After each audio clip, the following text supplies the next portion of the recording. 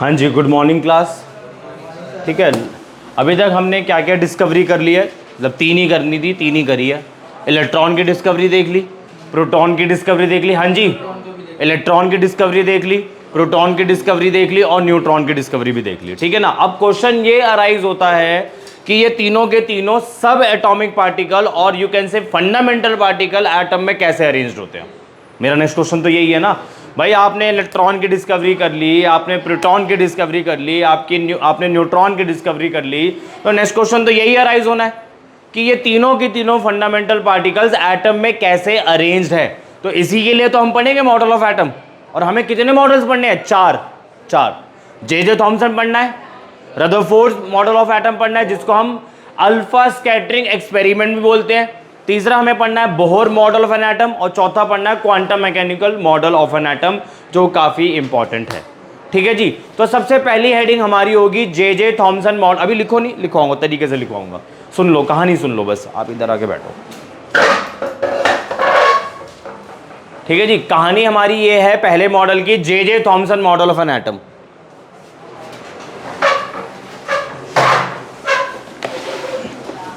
ठीक है जी, पहला मॉडल हमें जो डिस्कस करना है, J Thomson model of an atom discuss करना है।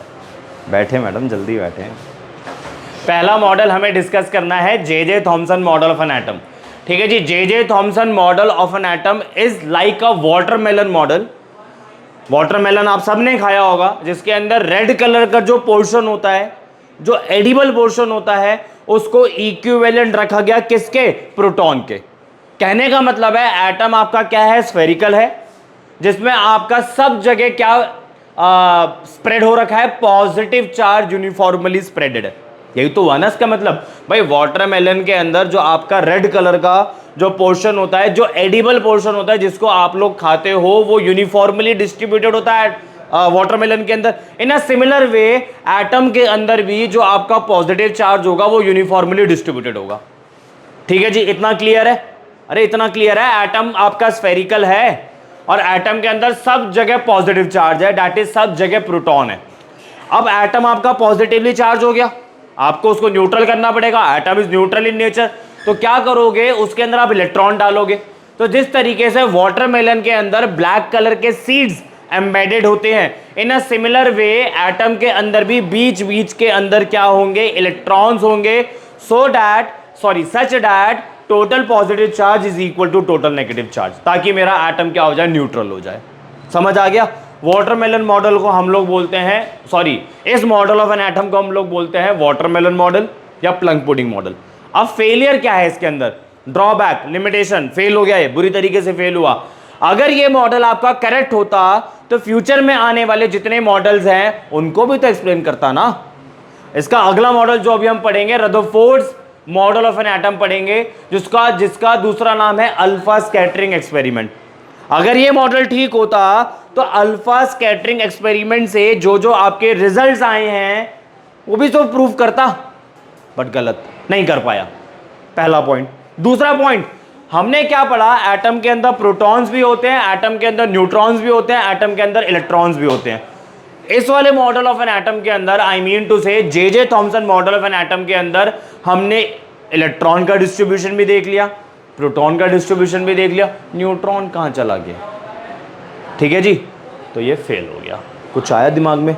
लिखो, हेडिंग डालो एटॉमिक मॉडल, हेडिंग डालो एटॉमिक मॉडल, हेडिंग डालो atomic model,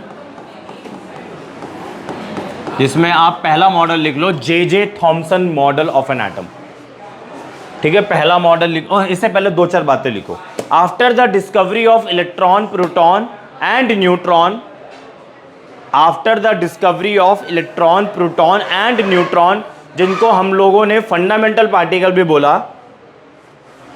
after the discovery of electron, proton and neutron, scientist think about, after the discovery of electron, proton and neutron, scientists think about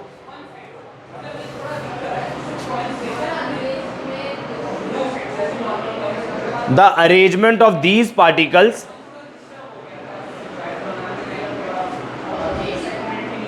arrangement of these particles inside the atom, sorry, arrangement of these particles inside the atom and model dealing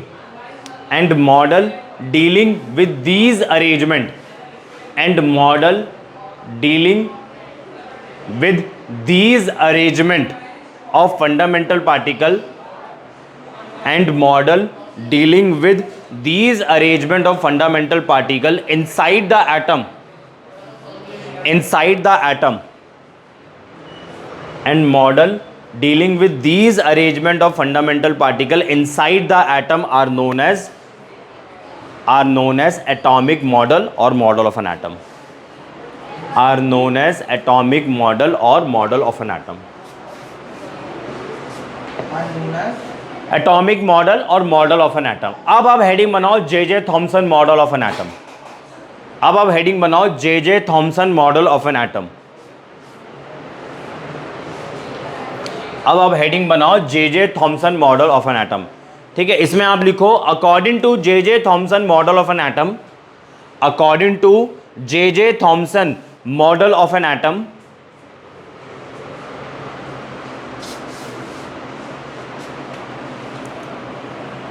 atom is a positively charged, according to J.J. Thomson model of an atom, atom is a positively charged uniform sphere. Atom is a positively charged uniform sphere in which electron, sorry, in which, हाँ सही तो बोल रहा था, in which electrons are embedded. According to J.J. Thomson model of an atom, atom is a positively charged uniform sphere in which electrons are embedded in between. Electrons are embedded in between to maintain electrical neutrality of atom. To maintain electrical neutrality of atom.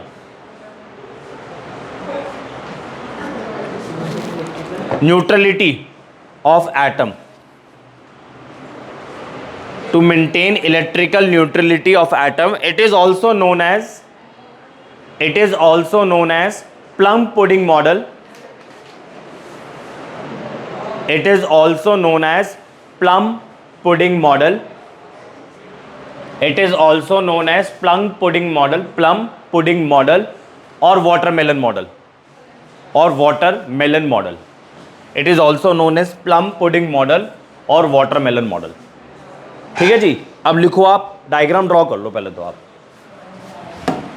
इसका simple सा एक छोटा सा diagram है। मैंने क्या बोला, atom एक आपका स्फेयर है, ठीक है, जिसके अंदर पॉजिटिव चार्ज डिस्ट्रीब्यूटेड है। ये लो जी पॉजिटिव चार्ज,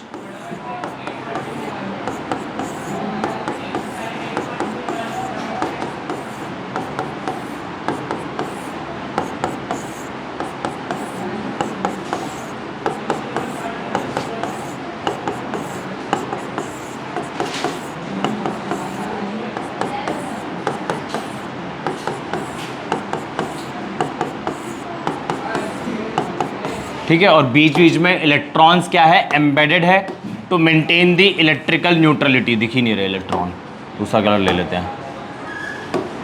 बीच बीच में इलेक्ट्रॉन्स एम्बेडेड है to maintain the electrical neutrality of the atom.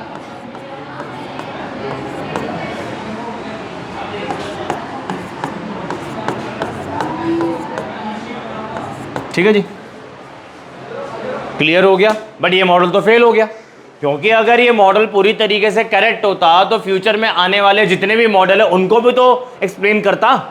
जैसे नेक्स्ट मॉडल जो भी हम पढ़ने जा रहे हैं अल्फा स्कैटरिंग एक्सपेरिमेंट, उसको भी तो एक्सप्लेन करता, पर नहीं कर पाया। और दूसरी बात आप ये भी देखो, आपने प्रोटॉन को अरेंज कर दिया, आपने इलेक्ट्रॉन को अरेंज कर दिया, न्यूट्रॉन कहाँ है ना? तो लिखो इसके अंदर लिमिटेशन या ड्रॉबैक। ये ड्रॉ करने के बाद लिखो ड्रॉबैक या limitation. It could not explain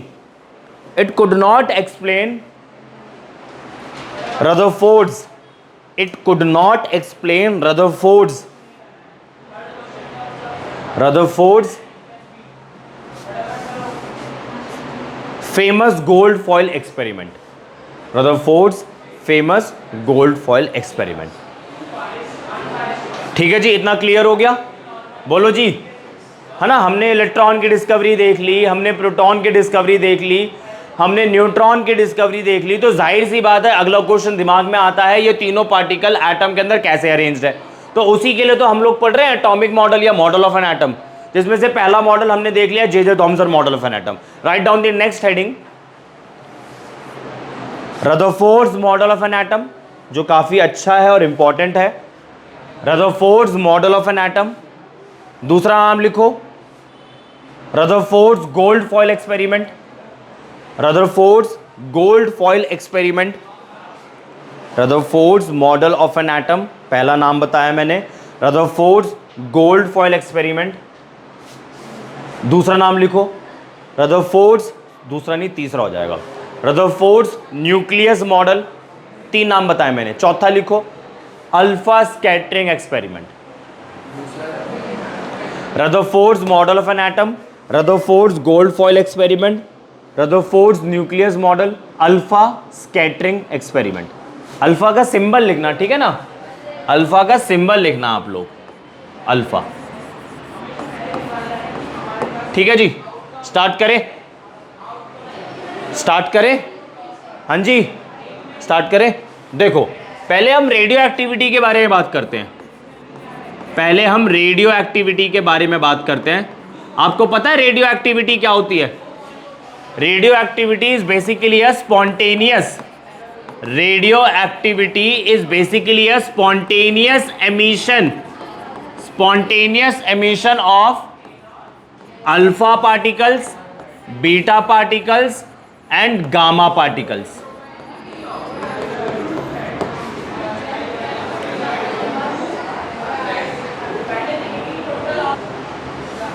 हाँ जी, रेडियो एक्टिविटी के बारे में बात हो रही थी। रेडियो एक्टिविटी का मतलब क्या होता है? Spontaneous emission of alpha, beta या gamma particle from an element, from an radioactive element, from a radioactive element, from a radioactive element. ठीक है जी। अल्फा पार्टिकल किन्हें बोला जाता है? अल्फा पार्टिकल किन्हें बोला जाता है? बेसिकली हीलियम पार्टिकल को बोला जाता है। मतलब हीलियम पार्टिकल को नहीं बोला जाता एग्जैक्टली, अल्फा पार्टिकल का जो नेचर होता है ना वो हीलियम पार्टिकल से मैच करता है। तो हीलियम पार्टिकल का जो चार्ज होता है वो 2 होता है, एटॉमिक मास जो होता है 4 AMU होता है। तो alpha particle is equivalent to helium particle. ठीक है ना। बीटा पार्टिकल के बारे में बात करते हैं। Beta particle is basically electron, नीचे चार्ज लिखा हुआ है, ऊपर मास नंबर लिखा हुआ है। और आपका लास्ट बचा गामा पार्टिकल, लास्ट बचा आपका gamma particle. Gamma particle is basically neutron, जिसका चार्ज 0 है, मास नंबर 1 है। ठीक है ना। तो किसी एलिमेंट में से अल्फा पार्टिकल या बीटा पार्टिकल या गामा पार्टिकल अपने आप एमिट करते हैं, इस प्रोसेस को बोलते हैं रेडियो एक्टिविटी। और ऐसे एलिमेंट जिनमें से ये पार्टिकल्स एमिट कर रहे होते हैं उन्हें हम बोलते हैं रेडियो एक्टिव एलिमेंट। ठीक है ना। अब आगे बढ़ते हैं।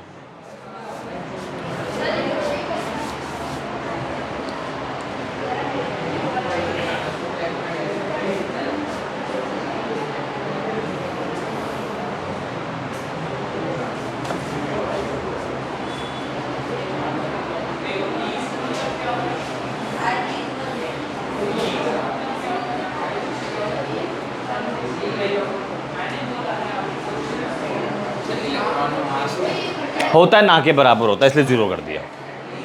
10 की पावर -31 kg, 10 की पावर -31 मतलब 0.0000। आप बीच में भूल जाओगे कि कब कितनी 0 लिख चुके हो, इसलिए इसका नाम, इलेक्ट्रॉन का मास हम ना के बराबर ही मान लेते हैं। अगर कहा जाए कि एटम का मास किसके बराबर होता है तो कायदे से जितने इलेक्ट्रॉन है उसका मास, जितने प्रोटॉन है उसका मास, जितने न्यूट्रॉन है उसका मास, इन तीनों के सम के बराबर होता है। बट ये कैलकुलेशन करते वक्त ना इलेक्ट्रॉन के मास को इग्नोर कर देते हैं। क्यों? न्यूट्रॉन का मास कितना होता है? 1.67 इंटू 10 की पावर -27 kg। प्रोटॉन का मास कितना होता है? 1.67 इंटू 10 के -27 kg और इलेक्ट्रॉन का 10 की पावर -31 kg। तो जब कोई चीज एडिशन में होती है तो छोटी वाली चीज को इग्नोर कर दिया जाता है ना। 10 की पावर -27 जो प्रोटॉन के लिए लिखा आप लोगों ने, 10 की पावर -27 दोबारा लिखा न्यूट्रॉन के लिए, और इलेक्ट्रॉन के लिए लिख रहे हो आप 10 की पावर -31। तो इन तीनों में छोटा कौन है? 31। तो इसको इग्नोर कर देते हैं, इसलिए यहां पे 0 मान लेते हैं। बहुत कम होता है मास इसका, ये वजह है। ठीक है जी, आगे बढ़े। अब चलते हैं, नेक्स्ट हेडिंग इज रदोफ, जो आपने हेडिंग डाली है उसके बारे में बात करते हैं। आपने सबसे पहले लेना है एक लेड का ब्लॉक।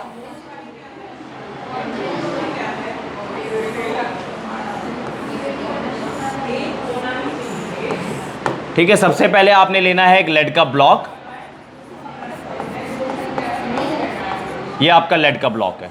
ठीक है, लेड के ब्लॉक के अंदर आपने सोर्स रखना है अल्फा पार्टिकल का, सोर्स ऑफ अल्फा पार्टिकल। ठीक है जी, सोर्स ऑफ अल्फा पार्टिकल, जिसमें से अल्फा पार्टिकल निकलेंगे। तो आप इधर रेडियम भी रख सकते हो, ये एक सोर्स हो सकता है अल्फा पार्टिकल का। यूरेनियम भी आपका सोर्स हो सकता है अल्फा पार्टिकल का। ठीक है जी, सोर्स ऑफ अल्फा पार्टिकल मतलब जिसमें से अल्फा पार्टिकल निकलेंगे आपके। उसके बाद आप रखोगे स्लिट।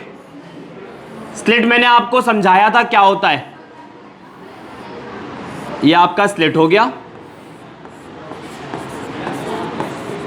ठीक है जी, ब्लॉक को आप ऐसे समझो, ब्लॉक को आप ऐसे समझो, ये रहा आपका लेड का ब्लॉक। ठीक है ना, हम इसको 3D वे में समझने की कोशिश करते हैं। ये आपका लेड का ब्लॉक है, तो यहां पे होल है, यहां पे अंदर एक होल, एक पॉकेट क्रिएट कर दी है जहां पे आप जहां पे आप अल्फा पार्टिकल का सोर्स रखो। तो जब आप इस ब्लॉक को देखोगे तो क्या वो पॉकेट नजर आएगी? आप यहां पॉकेट क्रिएट कर दोगे अंदर, किसको रखने के लिए? सोर्स ऑफ अल्फा पार्टिकल को रखने के लिए। तो क्या साइड से जब आप देखोगे, टॉप से देखोगे या फ्रंट से देखोगे? ये फ्रंट हो गया, अगर आपके सामने कॉपी रखी हुई है तो ये आपके लिए फ्रंट है, ये साइड है या टॉप है। अगर आप ऐसे ही कर दोगे तो अब ये फ्रंट है, ये टॉप है, ये साइड है। ठीक है ना, मैं ऐसे रख रहा हूं फॉर एग्जांपल, उससे हमें कोई मतलब नहीं फ्रंट टॉप वगैरह क्या है। ठीक है, तो ब्लॉक आपने पॉकेट यहां पे क्रिएट कर रखी है, अंदर आपने सोर्स रख दिया अल्फा पार्टिकल का। आप यहां से देख रहे हो, यहां से देख रहे हो, क्या वो पॉकेट नजर आएगी? बट डायग्राम में तो दिखानी है ना, तो ऐसे दिखा दिया। फिर इसके बाद ये लेड का ब्लॉक, लेड का ब्लॉक हो गया, ये आ गई आपकी स्लिट। अब स्लिट में होल है। अब आप ऐसे साइड से देखोगे तो होल तो नजर आने वाला नहीं है, पर मेरे को होल दिखाना है तो उसको ऐसे बना दिया। ठीक है जी, इसके बाद आपने क्या करना है, एक सर्कुलर डिस्क लगानी है।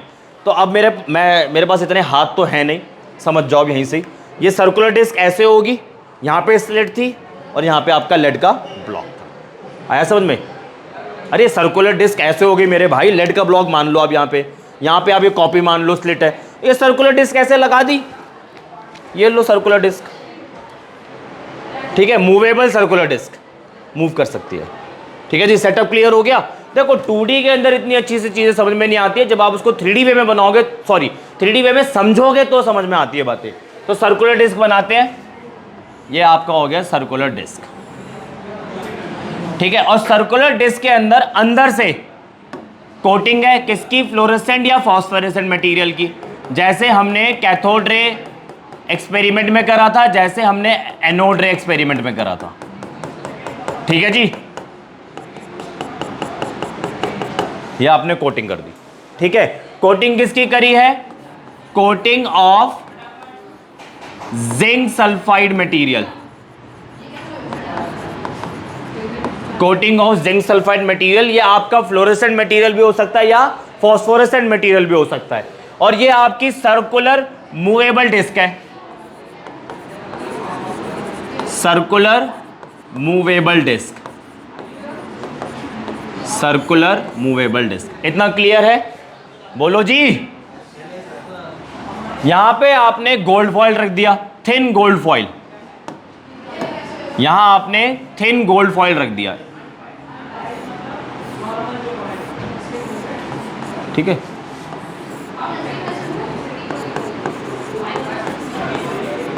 Thin gold foil. Setup clear हो गया? सेटअप सारा बना दिया मैंने। ठीक है जी, लेड ब्लॉक, लेड ब्लॉक के अंदर आपने क्या रखा हुआ है? Source of alpha particle. Alpha particle means helium particle. ठीक है ना। यहाँ पे आपने स्लिट रखा, स्लिट के अंदर एक होल होगा, ठीक है। स्लिट का पर्पस ये होता है कि देखो अल्फा पार्टिकल इतने तो शरीफ है नहीं ना कि सीधे सीधे यहाँ पे चलकर आएंगे, अल्फा पार्टिकल यहाँ पे भी निकलेंगे, यहाँ पे भी निकलेंगे, तो ये जो स्लिट है ना अननेसेसरी अल्फा पार्टिकल को रोक देंगे, और जो अल्फा पार्टिकल मुझे स्लिट में से चाहिए वो यहाँ से पास करके आगे चले जाएंगे, ठीक है ना। ये कॉन्सेप्ट होता है। स्लिट थोड़ा बेटर बना देता हूँ, एक मिनट, मरम्मत कर दी स्लिट की।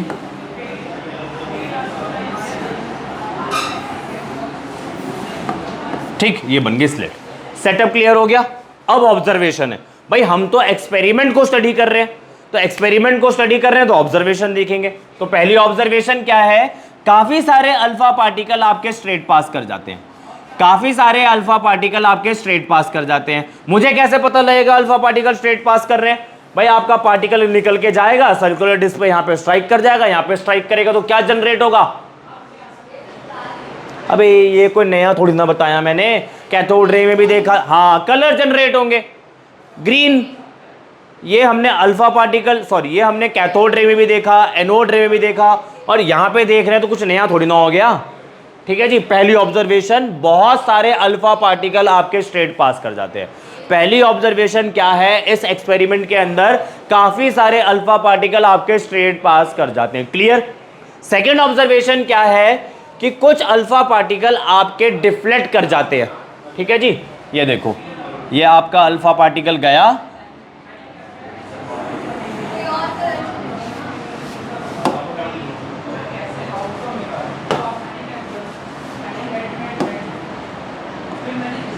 डिफ्लेक्ट कर गया, ठीक है जी। कुछ यहां डिफ्लेक्ट कर जाएगा, ठीक है जी, कुछ यहां डिफ्लेक्ट कर जाएगा, ठीक है जी। मैं यहाँ पे लाइंस क्या ड्रॉ करूं, बहुत सारे अल्फा पार्टिकल निकलेंगे। तो देखो, अगर मैं इस वाले स्ट्रेट वाले अल्फा पार्टिकल के बारे में बात करूं तो ये तो आपका स्ट्रेट पास कर गया, इसके रिस्पेक्ट पे ये वाला अल्फा पार्टिकल डिफ्लेक्ट कर गया, ये वाला अल्फा पार्टिकल डिफ्लेक्ट कर गया, ये वाला अल्फा पार्टिकल डिफ्लेक्ट कर गया। देखो डिफ्लेक्ट तो बहुत सारे करेंगे, सारे बनाना तो पॉसिबल नहीं है। अगर मैं इसको एंगल्स की टर्म्स में समझूं तो क्या मैं इस वाले एंगल को θ1 बोल दूं, कोई प्रॉब्लम? भाई किसी के रिस्पेक्ट पे ही तो बताऊंगा ना कितना डिफ्लेक्शन हुआ है, तो किसके रिस्पेक्ट में बताऊंगा? इसके रिस्पेक्ट में बताऊंगा जो अल्फा पार्टिकल मेरा स्ट्रेट पास कर गया है, ठीक है। तो क्या मैं इस वाले को θ2 बोल दूं? क्या मैं इस वाले को θ3 बोल दूं, कोई प्रॉब्लम? बेसिकली मैं आपको यह बताने की कोशिश कर रहा हूं कि जो अल्फा पार्टिकल मेरा स्ट्रेट पास कर गया है उसके रिस्पेक्ट पे बाकी अल्फा पार्टिकल कितने डिग्री से डिफ्लेक्ट करें। कोई θ1 से कर गया, कोई θ2 से कर गया, कोई θ3 से कर गया। क्लियर है इतना? ठीक है जी, पक्का क्लियर। दो ऑब्जर्वेशन क्लियर। और तीसरी ऑब्जर्वेशन क्या है, बहुत ही कम अल्फा पार्टिकल, बहुत ही कम अल्फा पार्टिकल, कहने का मतलब है अगर आप 20,000 अल्फा पार्टिकल पास करेंगे उसमें से एक अल्फा पार्टिकल ऑलमोस्ट 180 डिग्री से बाउंस बैक कर गया। तो उसके लिए क्या करोगे आप? कलर चेंज कर देते हैं, कलर ही अच्छे नहीं है। पर्पल पे पर्पल दिखेगा,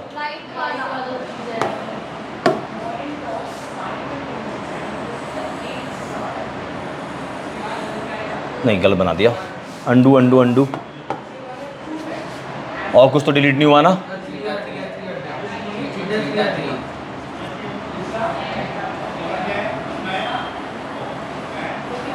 सही बना रहा था यार मैं।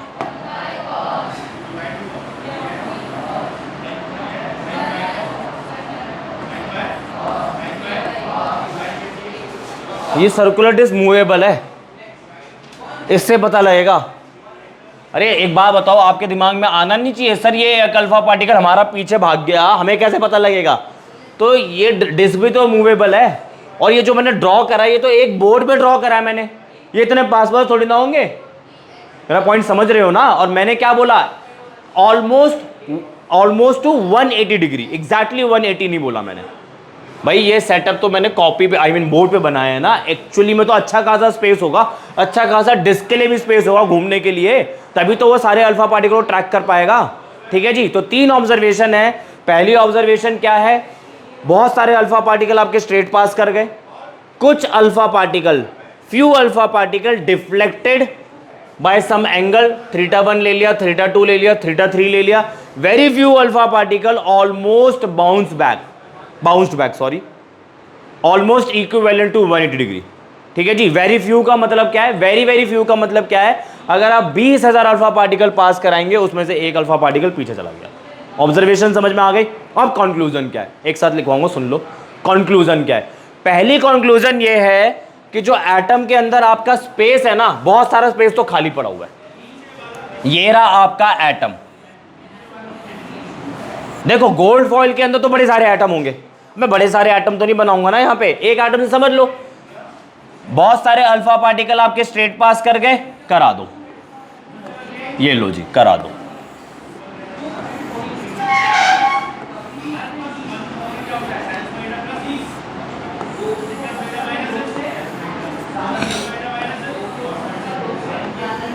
ठीक है जी, कुछ अल्फा पार्टिकल आपके डिफ्लेक्ट कर गए थीटा 1 थीटा 2 से, ये रहा आपका अल्फा पार्टिकल, ये लो जी डिफ्लेक्ट कर गया। ठीक है जी, ये रहा जी आपका अल्फा पार्टिकल, ये लो जी डिफ्लेक्ट कर गया। और एक अल्फा पार्टिकल 20,000 में से एक अल्फा पार्टिकल आपका पीछे ही चला गया ऑलमोस्ट। ठीक है जी, तो कंक्लूजन क्या है, कंक्लूजन क्या है कि एटम के अंदर बहुत सारा स्पेस तो एम्प्टी है। कंक्लूजन क्या है, एटम के अंदर बहुत सारा स्पेस आपका क्या है, एम्प्टी है, बहुत सारा स्पेस एम्प्टी है। पहला कंक्लूजन क्या है, सॉरी पहला कंक्लूजन ये है। दूसरे और तीसरे कंक्लूजन क्या है, मतलब दूसरे और तीसरी ऑब्जर्वेशन से जो मैं कंक्लूजन बताने जा रहा हूं कंबाइन करके बता देता हूं। आपने नोटिस करा होगा कि अल्फा पार्टिकल एक तो डिफ्लेक्ट कर रहा था, थीटा 1 थीटा 2 थीटा 3 अलग अलग एंगल से डिफ्लेक्ट कर रहा था, और 20,000 में से एक अल्फा पार्टिकल पीछे ही आ गया, वापस ही लौट कर आ गया। इसका मतलब क्या है, एटम के अंदर सेंटर में एक heavy positively charged body situated है जिसका मास बहुत ज्यादा है, और अल्फा पार्टिकल में पॉजिटिवली चार्ज पार्टिकल है।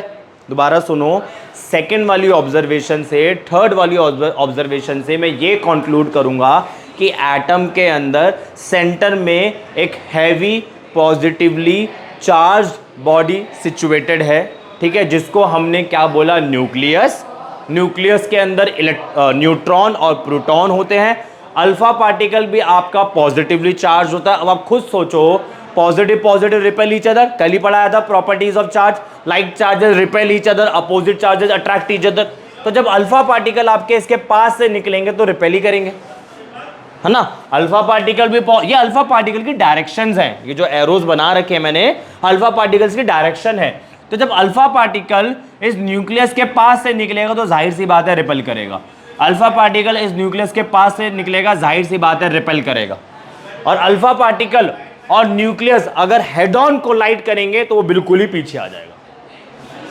तो हेड ऑन कोलिजन ये रहा जो 180 डिग्री पे जा रहा है, ये थीटा 1 बोल लो, वो थीटा 2 बोल लो। समझ आया, समझ आया।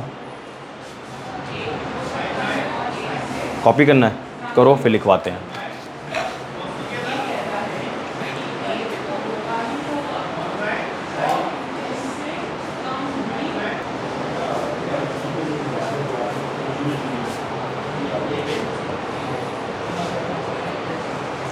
लिखो लिखो observation. Rutherford bombarded a thin foil of gold. Rutherford bombarded, bombarded. Rutherford bombarded a thin foil of gold with alpha particles. Rutherford bombarded a thin foil of gold with alpha particles. Bracket में लिख लो positively charged helium nuclei, positively charged helium nuclei.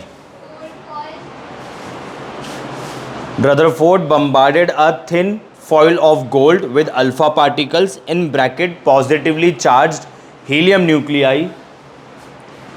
ठीक है, जिसके अंदर mass of helium कितना होता है 4 AMU, मतलब mass of alpha particle. Alpha particle is basically helium particle, mass कितना होता है 4 AMU।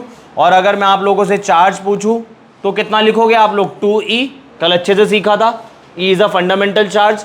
ठीक है, और एक और चीज आपको पता होनी चाहिए, 1 AMU is equal to 1.67 into 10 की पावर -27 kg। ठीक है जी, और alpha particle is basically a helium particle. उतार लो इसे। Alpha particle is basically a helium particle, जल्दी से उतार लो इसे।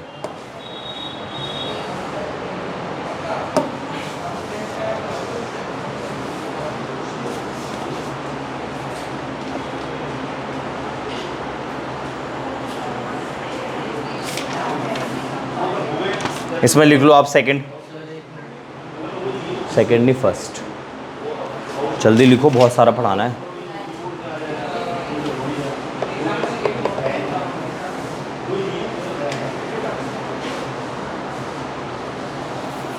लिखो and observe the following observation.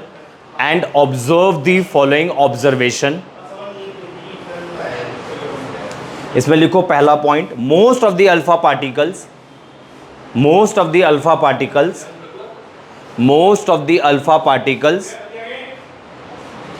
Bracket में लिख लो 99.9%।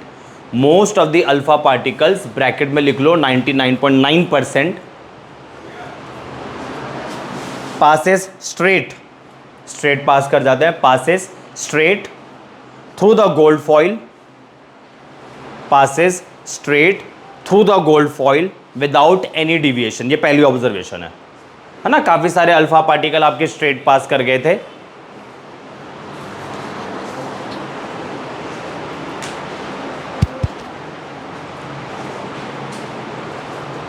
Passes straight through the gold foil without any deflection, पहली ऑब्जर्वेशन है। सेकेंड लिखो, very few alpha particles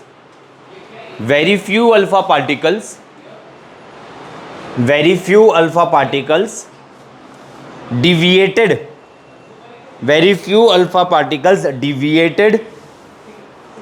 through small angle।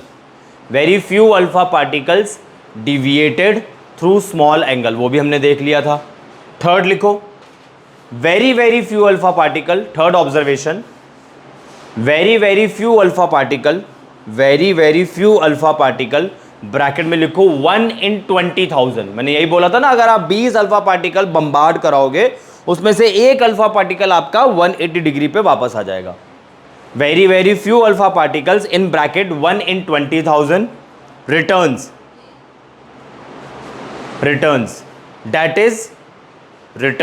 that is suffer a angle of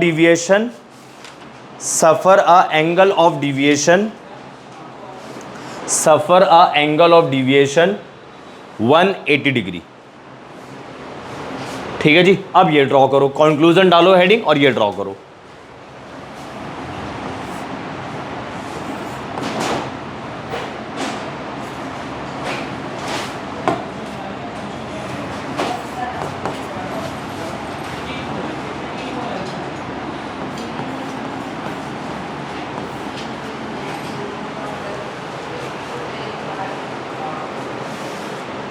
observation हमने लिख लिया, अब conclusion करते हैं।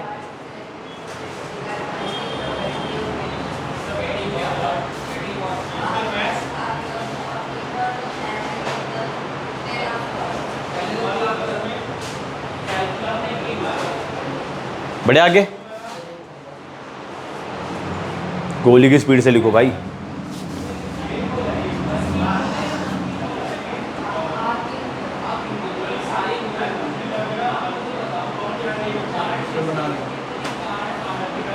कॉपीड? अरे हाँ हूं तो कर दिया करो। अभी भी दुखी हो तुम 10 बजे आके भी? पहले भी सर, हम पहले भी दुखी थे, अभी भी दुखी हैं। अपसेट? खुश हो? फिर क्या हो? कुछ भी नहीं। इमोशनलेस हो? कोल्ड ब्लडेड हो? खुजली हो रही है? अबे कुछ तो बोलो, ये बोरिंग है टॉपिक क्या बीबी? चलो हेडिंग डालो। ओ आई मीन कंक्लूजन। पहला कंक्लूजन है, maximum space inside the atom is empty. यही बताया था मैंने, क्योंकि काफी सारे अल्फा पार्टिकल्स आपके स्ट्रेट पास कर गए, इसका मतलब एटम के अंदर काफी सारा स्पेस क्या होता है, खाली पड़ा होता है। Maximum space inside the atom is empty. Second observation लिखो, maximum space inside the atom is empty. Second observation, there should be some hard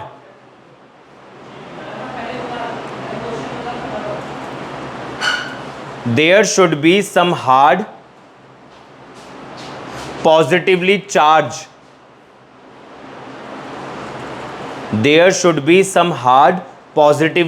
charged dense object. There should be some hard positively charged dense object at the center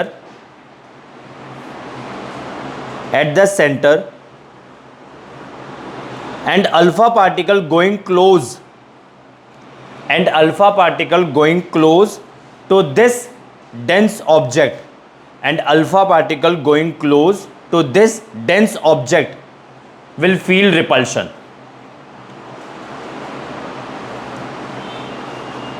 And alpha particle going close to this dense object and will feel repulsion and deviate from their path.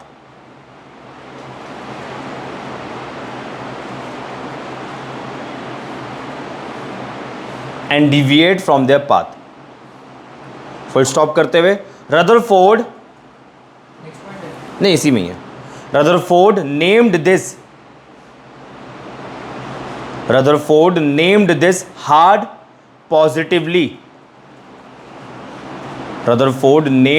hard positively charged dense object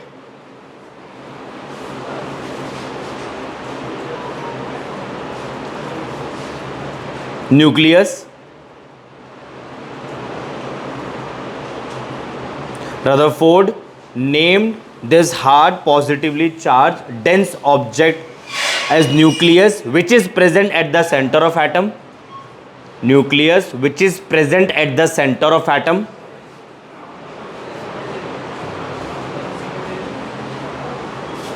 And it contains protons and neutrons. ठीक है जी, second observation का second conclusion है, और third conclusion लिख लो। हाँ जी, छूट गया कुछ? And it contains protons and neutrons. Third conclusion लिखो, alpha particle going straight to the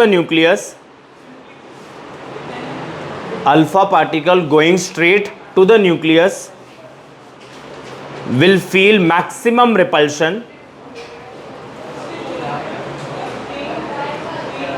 alpha particle going straight to the nucleus will feel maximum repulsion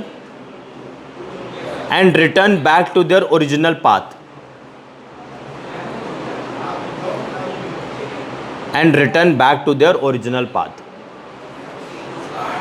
ठीक है जी, तो तीन जो ऑब्जर्वेशन थी उनकी तीन कंक्लूजन होगा।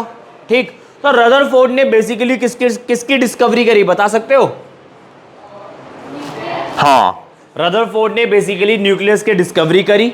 एटम के सेंटर में कौन बैठा होता है? न्यूक्लियस बैठा होता है। न्यूक्लियस के अंदर क्या क्या प्रेजेंट होता है? न्यूट्रॉन प्रेजेंट होता है, प्रोटॉन प्रेजेंट होता है, और न्यूक्लियस के अराउंड जो आपका इलेक्ट्रॉन होता है वो सर्कुलर पाथ में रिवॉल्व करता रहता है।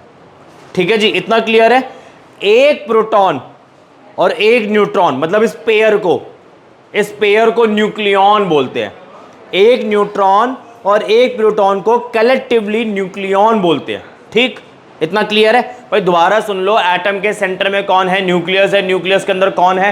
प्रोटॉन और न्यूट्रॉन। प्रोटॉन और न्यूट्रॉन के पेयर को न्यूक्लियॉन बोलते हैं, और न्यूक्लियस के अराउंड आपका इलेक्ट्रॉन घूमता रहता है सर्कुलर पाथ के अंदर। ठीक है जी, तो एटम के न्यूक्लियस वाले पोर्शन को हम लोग बोलते हैं न्यूक्लियर पार्ट। सुनते जाओ, फिर लिखवा दूंगा।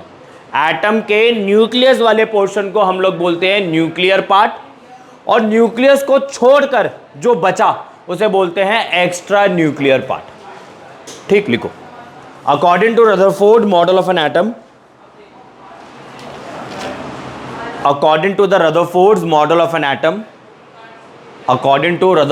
model of an atom, atom contains two parts. Atom contains two part,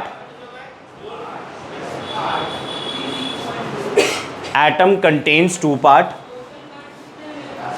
पहला लिखो न्यूक्लियर पार्ट, पहला लिखो न्यूक्लियर पार्ट,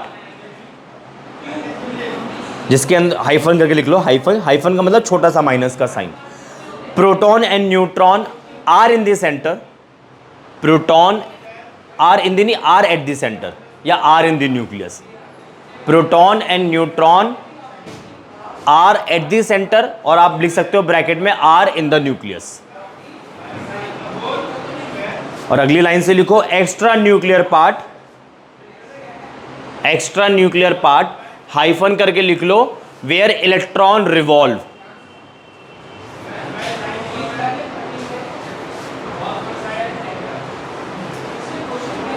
ठीक है जी। और एक पॉइंट और लिख लो आप, रिवॉल्व, है ना, न्यूक्लियस को छोड़ के इलेक्ट्रॉन आपका, अभी तक तो यही माना जाता है कि इलेक्ट्रॉन आपका सर्कुलर पाथ में रिवॉल्व करता रहता है, अभी तक तो इतना ही माना जाता है। ठीक है जी। तो न्यूक्लियस को छोड़ के एटम का जो भी पार्ट बचा उसे बोला जाता है एक्स्ट्रा न्यूक्लियर पार्ट, और एटम का न्यूक्लियस वाले पार्ट को, एटम के न्यूक्लियस वाले पार्ट को बोला जाता है न्यूक्लियर पार्ट। और एक लाइन और लिख लो आप मेरी तरफ से, one proton and one neutron collectively, एक प्रोटॉन और एक न्यूट्रॉन को, ये लिखवाया कहाँ मैंने, हाँ इसी में, ये सारा इसी का ही है। One proton and one neutron are collectively known as nucleon, nucleon. ठीक, आगे बढ़े, न्यूक्लियॉन, आगे बढ़े। वे हाँ हूं तो कर दो यार। देखो वॉल्यूम ऑफ एटम के बारे में बात करते हैं अब, हेडिंग डाल लेना रिजल्ट। वॉल्यूम ऑफ एटम के बारे में बात करते हैं, और volume of atom is basically 10 की पावर 8 सेंटीमीटर। अगर मैं इसे मीटर में करूं तो क्या लिखूं, सेंटीमीटर को मीटर में करूं तो क्या लिखूं, हाँ डिवाइड बाय 100। तो यहां आ जाएगा आपका 10 की पावर -10 मीटर, सही है। अगर आप वॉल्यूम ऑफ न्यूक्लियस लिखो, भाई इतना तो मैं मान के चलूंगा मेरा एटम और न्यूक्लियस स्फेरिकल इन शेप है, ठीक है ना। अगर न्यूक्लियस का आप रेडियस लिखते हो, सॉरी क्या गलत लिख दिया मैंने, सॉरी, रेडियस, रेडियस गलत लिख दिया,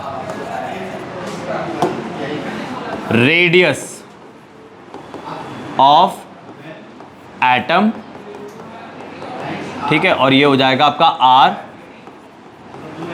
न्यूक्लियस। 10 की पावर -13 सेंटीमीटर, न्यूक्लियस तो छोटा ही होता है एटम से, ठीक है। और इसको अगर आप मीटर में लिखना चाहोगे तो क्या लिखोगे, 10 की पावर -15 मीटर। इतना क्लियर है। मैंने क्या बोला, एटम और न्यूक्लियस आपका स्फेरिकल इन शेप है। तो अगर आप लोग वॉल्यूम ऑफ एटम निकालना चाहो तो कैसे निकालोगे, 4/3 पाई आर क्यूब, सही बोला मैंने। और यहां पे जो रेडियस होगा वो एटम का होगा, तो यहां लिख दो एटम, वैल्यू पुट कर दो, 4/3 पाई आर इज 10 की पावर -10। सिंप्लीफाई करोगे आप इसे अगर, 4/3 पाई आर, आर की जगह मैंने 10 की पावर -10 कर दिया है, ये हो जाएगा 10 की पावर -30। ये जी पहली इक्वेशन बना दी। इन अ सिमिलर वे अगर आप वॉल्यूम कैलकुलेट करोगे न्यूक्लियस का, तो 4/3 पाई आर क्यूब, अब की बार आर किसका होगा, न्यूक्लियस का होगा, 4/3 पाई आर इज 10, या तो ये रख लो या ये रख लो, कौन सा रखना है, मैंने मीटर में रखा है तो मीटर में रखेंगे, 10 की पावर -15, और ये हो जाएगा क्यूब। इसको अगर आप सिंप्लीफाई करोगे तो 4/3 पाई आर, आर की जगह तो ये रखा हुआ है, 10 की पावर -45।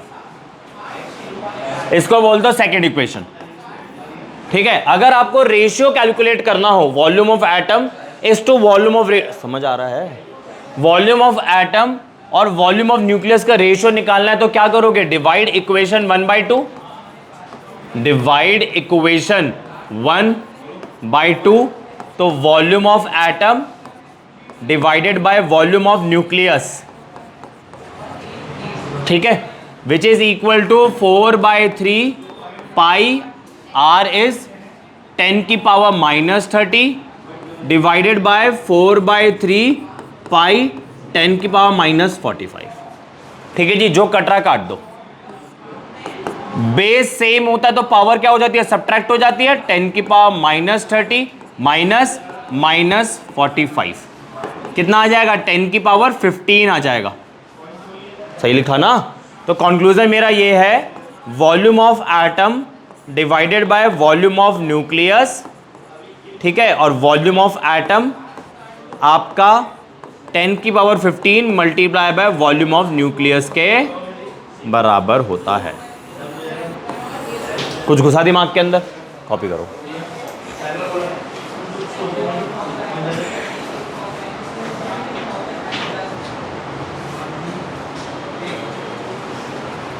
मान लो आपको किसी एटम का रेडियस कैलकुलेट करना हो तो उसका क्या फॉर्मूला बनेगा, देखो, R is equal to R naught A की पावर 1/3 और आर नॉट की वैल्यू है आपका 1.1, 10 की पावर माइनस 13 सेंटीमीटर, जिसको आप अप्रॉक्सीमेटली 4/3 इंटू 10 की पावर माइनस 13 सेंटीमीटर रख सकते हो ताकि आपकी कैलकुलेशन इजी हो जाए।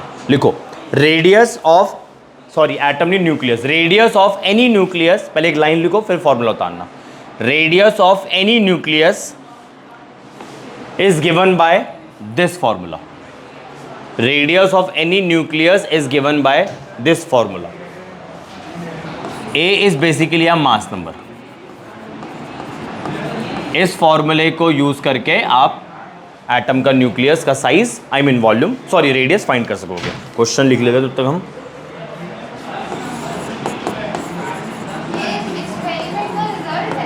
हाँ, वहीं से ही कंक्लूजन निकाल रहे हैं, ये आपको नीट में हेल्प करेगा।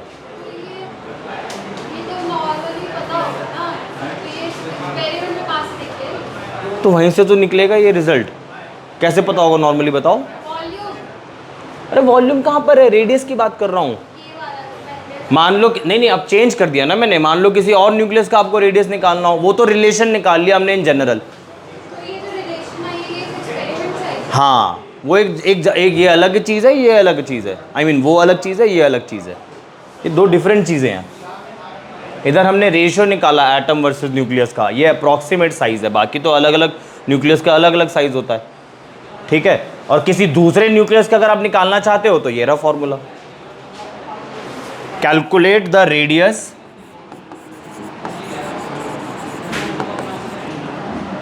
Of nucleus of aluminium, nucleus of aluminium करो।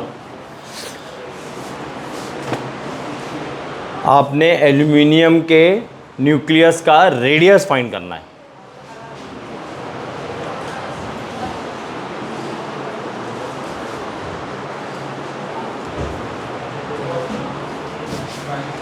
A is 27, A is 27। पहले आप लोग फॉर्मूला लिखेंगे, R is equal to R naught A की पावर 1/3। हमें तो R निकालना है, आर नॉट की वैल्यू ये वाली पुट करो ताकि मेरी कैलकुलेशन ईजी हो जाए। -13 सेंटीमीटर में है, A की वैल्यू है आपका 27 और 1/3। मैं 27 को 3 की पावर 3 लिख सकता हूँ। अच्छा, आप वैसे कैलकुलेशन कर रहे हो। 9 तो तब भी नहीं आ रहा। 3 होगा ना, ये 3 की पावर 3 हो गया, इधर आपका 1/3 हो गया, यहाँ से आ गया तो 3 आ रहा है ना। 3 से 3 कैंसिल हो गया, इधर आपका 4/3 था इंटू 10 की पावर -13 सेंटीमीटर में। अब ये वाला 3 भी कैंसिल हो गया, तो आपका आंसर आ गया radius of aluminium nucleus is equal to 4 into 10 की पावर -13 सेंटीमीटर। तो आप देख सकते हो ये नंबर जाना पहचाना नजर आ रहा है मेरे को, जिसको सर्कल करा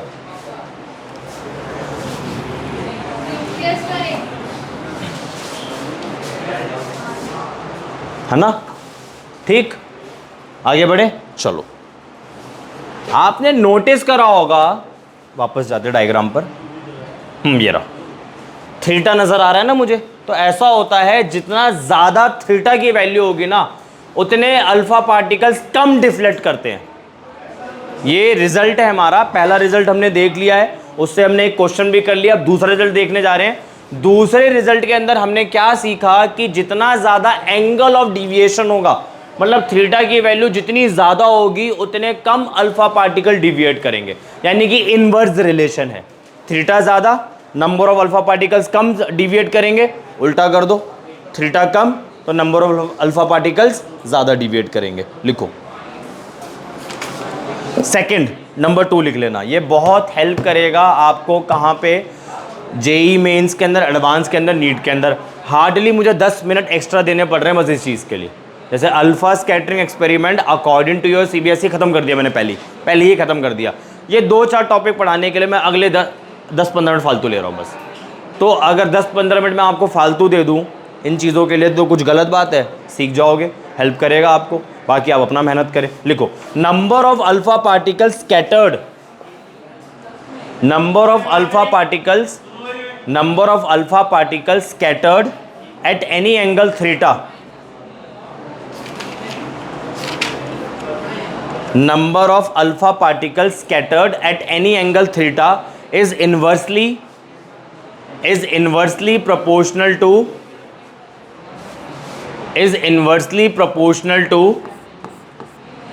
sin theta by 2, inversely proportional to sin theta by 2 raised to the powers 4,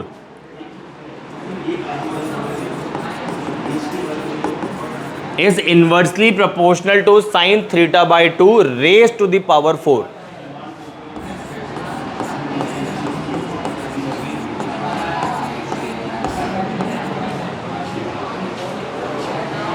लिख दिया मैंने, उतार दो।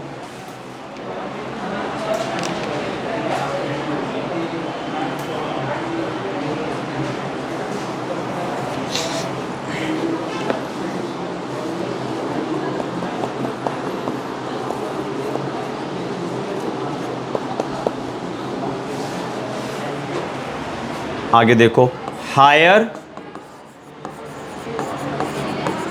Angle of deviation, higher angle of deviation, अगर थीटा की वैल्यू ज़्यादा होगी तो लेस अल्फा पार्टिकल्स डिविएट करेंगे।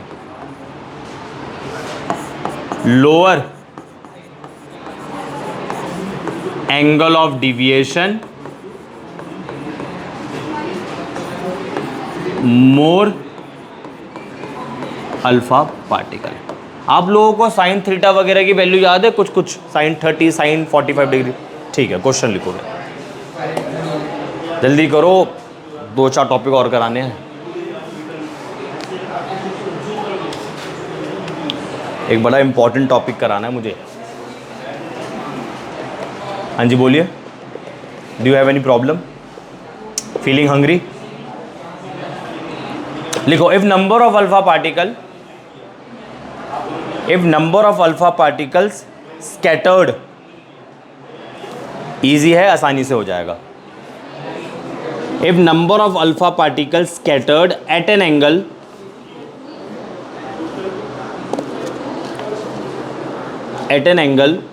of 60 degree, at an angle of 60 degree are 112 per minute. If number of alpha particles scattered at an angle of 60 degree are 112 per minute, 112 per minute, then calculate number of alpha particles scattering, then calculate number of alpha particles scattering at an angle of 90 degree per minute. Calculate number of alpha particle scattering at an angle of 90 degree per minute. I repeat, if number of alpha particles scattered at an angle of 60 degree are 112 per minute, then calculate number of alpha particles scattering at an angle of 90 degree per minute. चलो करो।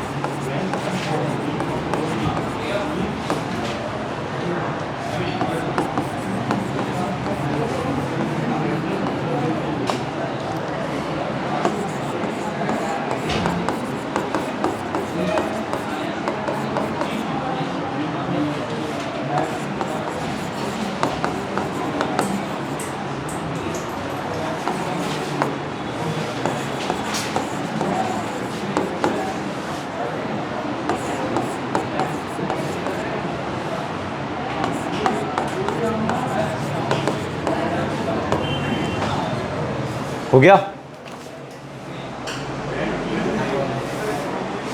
हो गया, easy है, करो तो, कोशिश तो करो। जैसे जैसे आप पहले तो गिवन डेटा लिख लो, और जो रिलेशन आपको करवाया है वो number of alpha particle scattered is inversely proportional to sine theta by 2 raise to power 4, उसको यूज करते हुए बड़े प्यार से होगा ये question. Sine 30 is basically half, sine 45 degree is basically 1/√2।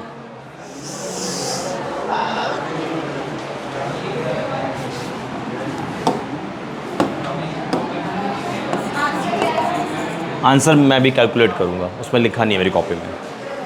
कर लिया आपने? सॉल्व भी तो करो। 30s में से आ रहा है कुछ, 30 समथिंग आ रहा है कुछ। चलो देखते हैं। If number of alpha particle scattered at an angle 60 degree, theta आपको 60 डिग्री दे रखा है, R112 पर मिनट, मतलब alpha particle, number of alpha particle इसके कॉरस्पॉन्डिंग दे दिए। Number of alpha particle scattered is equal to 112। इस थीटा के corresponding number of alpha particle मुझे मिल गए। Calculate number of alpha particle. Number of alpha particles आपने फाइंड करने हैं scattering at an angle of 90 degree per minute. अब की बार एंगल जो है आपका 90 डिग्री है, तो 90 डिग्री के कॉरस्पॉन्डिंग जितने भी अल्फा पार्टिकल 1 मिनट के अंदर स्कैटर कर रहे हैं वो कैलकुलेट करना है। तो फॉर्मूला क्या सीखा आप लोगों ने? Number of alpha particle is inversely proportional to sine theta by 2 raise to power 4। यही सीखा था पहले वाले केस के अंदर। 112 दे रखा है, जो इनवर्सली प्रोपोर्शनल है 1 बाय थीटा कितना है 60, theta by 2 is sine 30, sine, चलो लिख लेते हैं स्टेप बाय स्टेप। साइन 30 लिख देता हूँ, ये एक स्टेप स्किप कर देता हूँ थीटा बाय 2 का, ठीक है। और इसकी पावर कितना हो जाएगा 1/4, तो 112 is inversely proportional to sine 30 is half, half की पावर 4। क्रॉस मल्टीप्लीकेशन कर लो इसको, आई मीन क्रॉस मल्टीप्लीकेशन, हाँ सही तो बोला, इसको घुमा के ऊपर लिख लो। 112 2 की पावर 4, 4 4 जा 2 इंटू 2 4 16। प्रोपोर्शनलिटी साइन मैं नहीं हटा रहा क्योंकि कांस्टेंट मुझे नहीं पता है, ठीक है, और कांस्टेंट से मुझे लेना देना भी नहीं है, अभी समझ में आ जाएगा क्यों। तो इधर आ गया आपका 16, इसको बोल दो पहली इक्वेशन। इतना क्लियर है?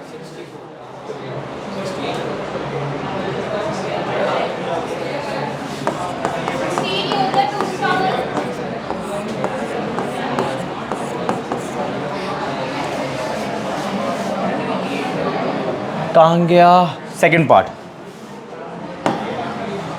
नंबर ऑफ अल्फा पार्टिकल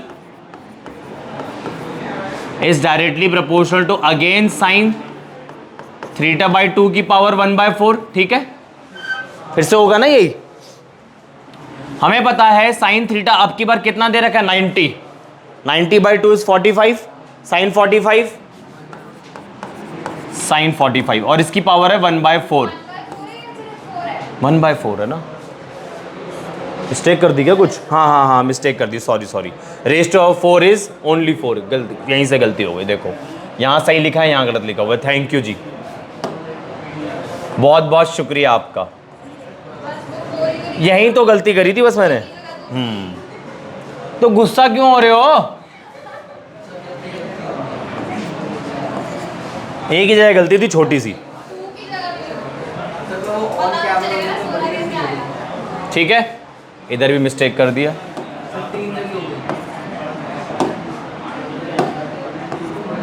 चलो sign 45 is 1/√2, 1/√2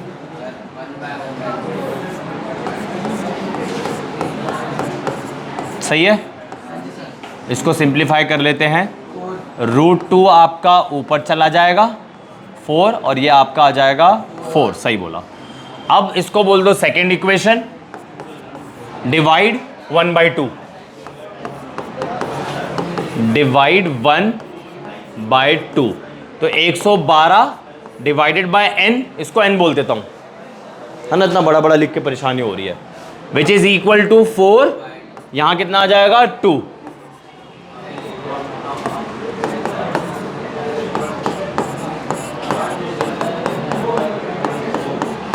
2 5 are 10, 2 6 are 12, sorry 30 बनी, 56 आंसर आ रहा। नहीं आया समझ में? आपको आया समझ में?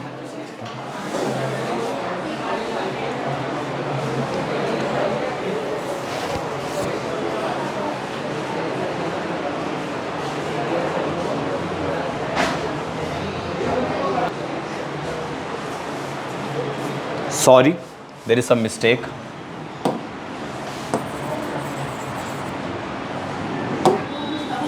(16 by 2). 4. 16 by 4. 4 4s are 16.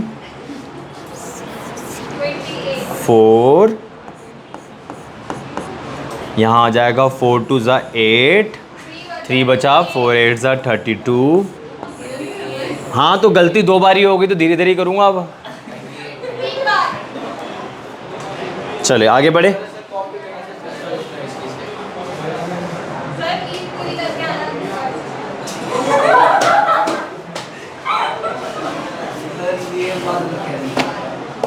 Next heading डालनी है, ठीक है, इसका बदला लिया जाएगा। नहीं, इसका बुरा नहीं माना मैं, इसमें बुरा मानने वाली बात नहीं है। वैसे हम भी स्ट्रेट फॉरवर्ड है, बट हम बहुत तोल के बोलते हैं बातों को। मैंने अपनी लाइफ के एक्सपीरियंस से इतना ही सीख लिया है, स्ट्रेट फॉरवर्ड वाले जो लोग होते हैं ना, उनके अगर उनको अपना सोशल नेटवर्क बढ़ाना है तो उनको थोड़ा सा डिप्लोमेटिक होना पड़ता है। हाँ, उसी के आगे ही बोल रहा हूँ,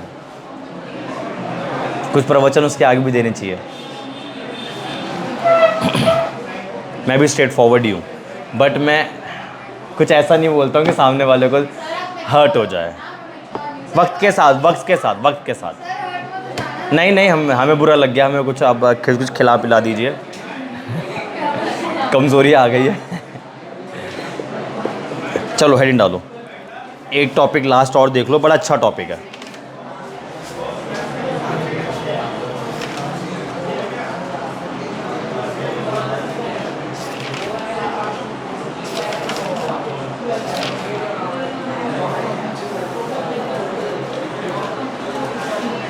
लाइफ का एक्सपीरियंस ये है कि हम लोग मैं सोचता था पहले, मैं सोचता था कि जैसे मैं भी स्ट्रेट फॉरवर्ड हूँ, बहुत ज़्यादा हूँ स्ट्रेट फॉरवर्ड, तो मैं सबके आगे अपना ट्रू नेचर शो करता था। मतलब मैं नहीं जज करता था कि सामने कौन है, जैसा हूँ वैसा ही अपने आप को रिप्रेजेंट करता था। मतलब रिप्रेजेंट करने की ज़रूरत ही क्या है, मैं जैसा हूँ वैसे ही एक्ट करता था।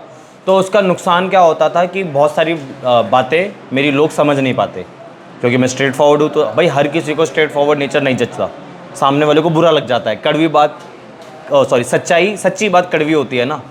तो हम जैसे लोग सच बोल देते हैं, जो इधर होता है वो यहाँ होता है, तो सीधा बोल देते हैं। इसका नुकसान क्या है, इसका खामियाजा क्या है कि सामने वाला बंदा जल्दी से बुरा मान जाता है, ठीक है, और उससे हमारा सोशल नेटवर्क क्या होता है, छोटा हो जाता है। तो फिर मैंने सीखा अपने लाइफ से कि हमें उनके आगे अपना ट्रू नेचर शो करना चाहिए जिसको आप अच्छा मानते हो, आपके वो करीबी है, तो वो आपका नेचर समझ पाएगा, बुरा मान के दूर नहीं जाएगा।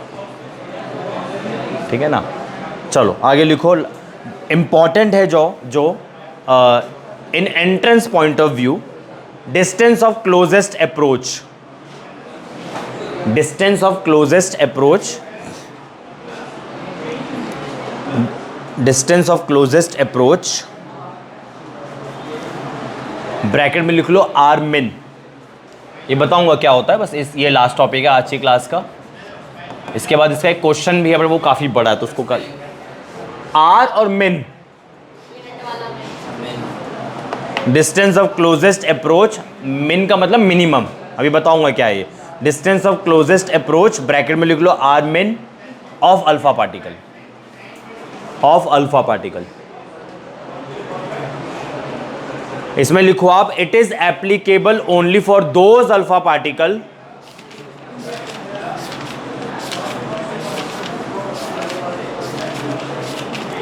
It is applicable only for those alpha particle which are traveling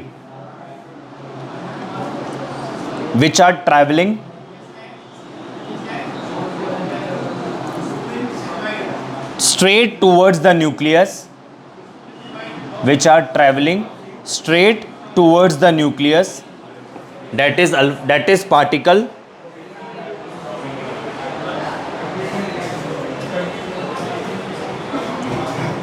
it is applicable only for those alpha particle which are traveling straight towards the nucleus, that is particle which are returning,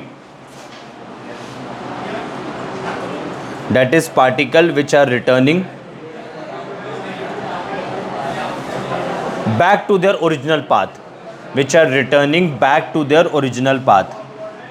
ठीक है जी। अब समझते हैं क्या है। अभी तक जितना हमने पढ़ा है आपको समझ आया? ठीक है, देखो हम वो वाला केस डिस्कस करेंगे जिसके अंदर अल्फा पार्टिकल बिल्कुल स्ट्रेट ट्रेवल कर रहा था टूवर्ड्स द न्यूक्लियस, जिसके अंदर मैंने आपको बोला था हेड ऑन कोलिजन। आप इसको समझो, ये रहा न्यूक्लियस, ये रहा अल्फा पार्टिकल आ रहा है। अल्फा पार्टिकल कैरीज क्या चार्ज है अल्फा पार्टिकल पे? पॉजिटिव। न्यूक्लियस पे क्या चार्ज है? पॉजिटिव। ये रहा न्यूक्लियस, ये रहा अल्फा पार्टिकल, स्ट्रेट आ रहा है, एक हद तक ही तो स्ट्रेट आएगा ना, उसके बाद क्या करेगा? ये बैक कर जाएगा। तो वो आपने अल्फा पार्टिकल और न्यूक्लियस के बीच का वो क्लोजेस्ट डिस्टेंस निकालना है जब अल्फा पार्टिकल आपके न्यूक्लियस के पास आ रहा है। मतलब कितना पास आ सकता है? अल्फा पार्टिकल जब स्ट्रेट ट्रेवल कर रहा है टुवर्ड्स द न्यूक्लियस, तो अल्फा पार्टिकल न्यूक्लियस के कितना पास आ सकता है, उसे ही हम बोलते हैं minimum distance between nucleus and alpha particle. तो वो हमें कैलकुलेट करना सीखना है, इसका बाकायदा फॉर्मूला सीखना है। कुछ गुस्सा दिमाग में क्या बोल रहा हूं मैं? ये रहा आपका न्यूक्लियस, ठीक है जी। अल्फा पार्टिकल अभी पॉइंट ए पर है, ट्रैवल कर रहा है टुवर्ड्स द न्यूक्लियस। तो पॉइंट ए मेरा अभी इनफाइनाइट डिस्टेंस पर है, बहुत दूर है अभी, क्योंकि कोई रिपल्शन, कोई अट्रैक्शन जैसी चीजें एग्जिस्ट ही नहीं कर रही है अल्फा पार्टिकल और न्यूक्लियस के बीच पे। अब ये अल्फा पार्टिकल आपका स्ट्रेट पाथ पर ट्रैवल कर रहा है टुवर्ड्स द न्यूक्लियस। भाई एक पॉइंट तो आएगा ना ऐसा, जब वो क्या कर जाएगा? वापस चला जाएगा। तो इसी पॉइंट पे, इसको ऐसे लिखता हूं, रुको, ये पॉइंट ए है, ये अल्फा पार्टिकल आपका ट्रैवल कर रहा है, ये पॉइंट आपका बी है, ठीक है। और यहां से लेकर यहां तक जो डिस्टेंस है, ये आपका कहलाएगा डिस्टेंस ऑफ क्लोजेस्ट अप्रोच, जिसको मैंने बोला आर मीन। एक पॉइंट तक ही तो जा पाएगा ना न्यूक्लियस के, बिल्कुल चिपक के वापस नहीं आएगा, ठीक है ना। रिपल्शन हो रही है, like charges repel each other. तो ये पॉइंट ए है, ये पॉइंट बी है, ये आपका न्यूक्लियस है। फॉर एग्जाम्पल समझो मेरे बात को, फॉर एग्जाम्पल मैंने न्यूक्लियस ले लिया कॉपर का, ठीक है, कॉपर का मैंने न्यूक्लियस ले लिया। चार्ज कैसे कैलकुलेट करोगे कॉपर का? कॉपर का न्यूक्लियस ले लिया मैंने, कॉपर के न्यूक्लियस का चार्ज कैसे कैलकुलेट करोगे? अबे न्यूक्लियस पे कितना कॉपर का एटॉमिक नंबर बताओ पहले आप लोग मेरे को। 29 है ना। तो कॉपर के भैया न्यूक्लियस रखा हुआ है मैंने, मुझे कॉपर के न्यूक्लियस का चार्ज, कोई क्लास तो नहीं है ना? कॉपर के न्यूक्लियस का आपने चार्ज कैलकुलेट करना है। कॉपर का न्यूक्लियस का जितना भी चार्ज होगा वही तो उसका चार्ज होगा, और न्यूक्लियस में जितने प्रोटॉन होंगे वो उसका चार्ज होगा। एटॉमिक नंबर 29 दिया है मैंने, तो कितने प्रोटॉन हो गए? 29। तो उसको मैं Z बोल दूं in general form, in generally Z बोल दूं। और चार्ज के लिए आप लोग क्या रखते हो साथ में? E। तो कॉपर के न्यूक्लियस का चार्ज क्या हो जाएगा? Ze। ये मैंने पहले भी तो बताया था जब प्रॉपर्टीज ऑफ चार्ज कैलकुलेट करना सिखा रहा था मैं, कि न्यूक्लियस का चार्ज कैसे कैलकुलेट किया जाता है, atomic number multiply by fundamental charge. तो ये तो मैंने जनरल फॉर्मूला लिखा। अगर आपको कॉपर का चार्ज कैलकुलेट करना हो तो 29E आएगा, और पोलैरिटी वाइज बात करो तो पॉजिटिव है। ये तो मैंने मैग्नीट्यूड बताया ना आपको, आपको पहले ही बता दिया था मैंने, charge is a scalar quantity. ठीक है जी, इतना क्लियर हुआ? अरे हुआ। यहां पे आपका अल्फा पार्टिकल आ रहा है, कौन आ रहा है? अरे कौन आ रहा है? Alpha particle. तो अल्फा पार्टिकल का अगर आपने चार्ज कैलकुलेट करना हो तो 2e होगा, है ना। E is the fundamental charge और उसका एटॉमिक नंबर क्या है हीलियम का 2, तो 2 × E चार्ज आ गया। वो कॉपर का निकाल लिया फॉर एग्जांपल लेके, ये मैंने हीलियम पार्टिकल का निकाल लिया फॉर एग्जांपल लेके। अब सुनो, अभी आपका पार्टिकल, अब जरा ध्यान से सुनना ये वाला पॉइंट, अभी आपका अल्फा पार्टिकल इनफाइनाइट डिस्टेंस से ट्रेवल कर रहा है टूवर्ड्स द न्यूक्लियस, ठीक। तो मुझे आप ये बताएं, लेट्स से मेरा अल्फा पार्टिकल पॉइंट ए पर है, ट्रैवलिंग स्टेज पर है, ट्रैवल कर रहा है, इनफाइनाइट डिस्टेंस से ट्रैवल कर रहा है टुवर्ड्स द न्यूक्लियस। तो पॉइंट ए पे अल्फा पार्टिकल की काइनेटिक एनर्जी क्या होगी, 0 होगी या कुछ वैल्यू होगी?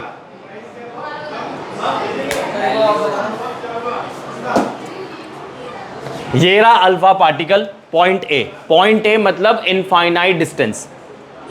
आपका अल्फा पार्टिकल इनफाइनाइट डिस्टेंस से बहुत दूर से ट्रेवल कर रहा है towards the nucleus, travelling stage पर है, मोशन में है अल्फा पार्टिकल। तो किसी पॉइंट ए पे अगर मैं अल्फा पार्टिकल की काइनेटिक एनर्जी के बारे में बात करूं तो 0 होनी चाहिए, कुछ वैल्यू होनी चाहिए, और पोटेंशियल एनर्जी 0 होनी चाहिए। तो देखो, पोटेंशियल एनर्जी एट पॉइंट ए ये तो 0 होगी, ठीक है। काइनेटिक एनर्जी एट पॉइंट ए किसके इक्वल होगी, हाफ, वैसे फॉर्मूला तो हाफ एम वी स्क्वायर होता है, तो लास्ट क्लास में सिखाया था, बट मैं तो अल्फा पार्टिकल पे अप्लाई कर रहा हूं, तो half M alpha V alpha square. इतना क्लियर है ना, पक्का क्लियर है? आगे बढ़े, चलो। अब आपका अल्फा पार्टिकल मूव करते करते करते करते पॉइंट ए पर आ गया, तो पॉइंट ए कह रहा हूं, पॉइंट बी पर आ गया। अब आप खुद सोचो, alpha particle carries positive sign, nucleus also carries positive sign. जब वो पॉइंट बी की तरफ पहुंचने लगेगा तो उसकी स्पीड स्लो होने लगेगी, क्योंकि like charger repel each other. तो यहां काइनेटिक एनर्जी बराबर थी, मस्त थी, यहां पोटेंशियल एनर्जी 0 थी, काइनेटिक एनर्जी जबरदस्त थी। यहां पहुंचने लगा, उसकी स्पीड स्लो होने लगी, क्योंकि यहां पे रिपल्शन वो एक्सपीरियंस करने लगा। और एक पॉइंट ऐसे आएगा जब वो काइनेटिक एनर्जी आइमेनोस अल्फा पार्टिकल काइनेटिक एनर्जी 0 हो जाएगी और पोटेंशियल एनर्जी की वैल्यू आ जाएगी, फिर वो घूमेगा। अरे कुछ फ्रैक्शन ऑफ सेकंड के लिए तो रुकेगा वो, तभी तो पीछे जाएगा। तो पॉइंट बी पर काइनेटिक एनर्जी आपकी क्या हो गई, 0, सही। पॉइंट बी पर आपकी पोटेंशियल एनर्जी 0 तो नहीं होगी, फॉर्मूला सिखाया था mgh, दो चार्जेस के बीच का पोटेंशियल एनर्जी का फॉर्मूला सिखाया था। ये दो चार्जेस है ना मेरे, पॉइंट चार्जेस है मेरे, ये देखो कल ही सिखाया था उस वाली क्लास में। मैडम जी देखो ना, हाँ, उसकी स्पेलिंग होती है EPSILON, वो साउंड ऐसा करता है एप्सिलॉन हम बोल रहे होते हैं, बट उसकी स्पेलिंग होती है एप्सिलॉन नॉट। देखो पहले आप फॉर्मूला, प्रॉपर्टीज ऑफ चार्जेस में जाओ, प्रॉपर्टीज ऑफ चार्जेस में जाओ और उसमें पोटेंशियल एनर्जी का फॉर्मूला देखो बिटवीन टू चार्जेस, मिला? आप मुझे कॉपी दिखाएं, आपको नहीं मिला?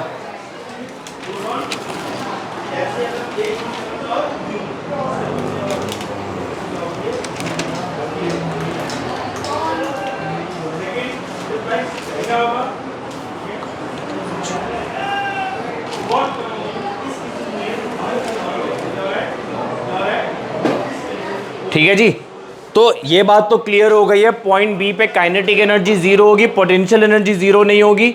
और पोटेंशियल एनर्जी का यहाँ पे mgh वाला फॉर्मूला मत अप्लाई करना, यहाँ पे हम चार्जेस वाला, दो चार्जेस के बीच का अगर आप पोटेंशियल एनर्जी कैलकुलेट करना चाहते हो तो वो वाला फॉर्मूला अप्लाई करेंगे। और वो क्या था मेरा, 1/4 pi epsilon naught Q1 Q2 by R, बस R स्क्वायर तो काइनेटिक एनर्जी में था, sorry kinetic energy force, madam उसमें R नहीं हो सकता, फोर्स ऑफ अट्रैक्शन में R स्क्वायर था, पोटेंशियल एनर्जी में नहीं था। देखो आप, सही बोल रहा हूं ना मैं? पढ़ के नहीं आते भाई आप लोग, दिस इज वेरी रॉन्ग। ठीक है जी, इसकी स्पेलिंग लिख लो आप लोग, इसको एक तो एब्सोल्यूट परमिटिविटी बोलते हैं, बताया था मैंने। ये अच्छे से आप चैप्टर नंबर 1 इलेक्ट्रोस्टैटिक क्लास 12 में पढ़ोगे। एब्सोल्यूट परमिटिविटी, जिसको मैंने पिछली ही क्लास में आप लोगों को बता दिया था, परमिटी।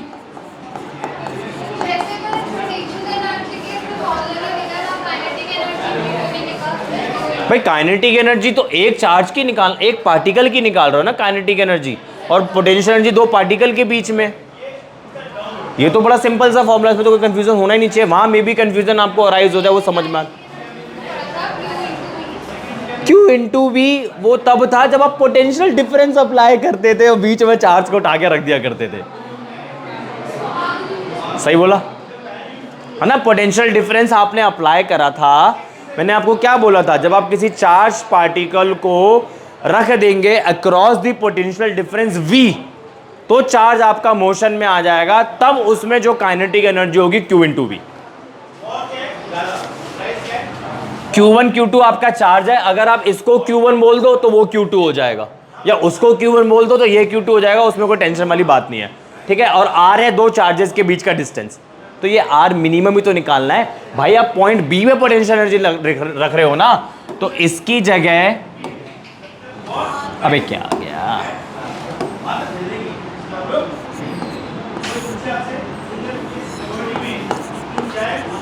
सही है, R मिन रखूंगा ना मैं, पॉइंट बी पे निकाल रहा हूं एक चार्ज। अब चार्ज आपका यहां पर आ गया है, न्यूक्लियस वाला चार्ज ये रहा, इन दोनों के बीच का डिस्टेंस R मिन, तो यहां R मिन ही तो रखूंगा। डन, इतना क्लियर हो गया। ठीक है? Q1 अगर आप इसको बोलोगे तो ये आपका Q2 हो जाएगा, और न्यूक्लियस यहां कोई भी हो सकता है, गोल्ड रख लो, कॉपर रख लो, सिल्वर रख लो, एटसेट्रा। ठीक, अब आपने law of conservation of energy पढ़ा है। Law of conservation of energy क्या होता है? Energy can neither be created nor बस एक फॉर्म से दूसरे फॉर्म में कन्वर्ट हो जाती है, यानी कि पॉइंट ए पे जो भी टोटल एनर्जी होगी पॉइंट बी पे भी बराबर होगी। भाई एक फॉर्म से दूसरे फॉर्म में तो बदल गई है, बस समझ आ रहा है? तो एक्सप्रेशन अच्छे दो, खुशी दिखाओ चेहरे पे, सैड मत फील करो, हिम्मत रखो, थोड़ी सी हिम्मत और रखो बस। तो अकॉर्डिंग टू लॉ ऑफ, हंसो नहीं बाहर हो जाओगे, conservation of energy, law of conservation of energy, जो आपकी पॉइंट ए पे काइनेटिक एनर्जी है और potential energy, I mean total energy, वो बराबर होगी पॉइंट बी की एनर्जी के, that is kinetic energy plus potential energy. सही है?